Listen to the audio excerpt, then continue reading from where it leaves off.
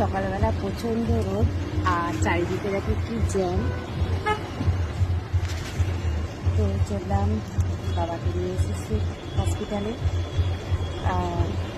1 মাস আগে চোখ অপারেশন হয়েছিল, তো সেটা আজকে চোখটা কতটা ভালো হয়েছে সেটা ডক্টর দেখবে।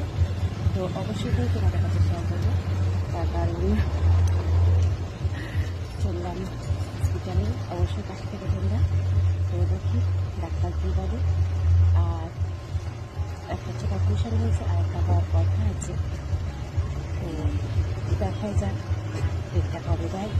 আর ওটাও যদি সম্ভব হয় তো ওটাও কিছুদিনের মধ্যে করে দেবো। সবার পাশে থেকে সবসময় একে অপরের পাশে থেকে চলো পরবর্তী আসা।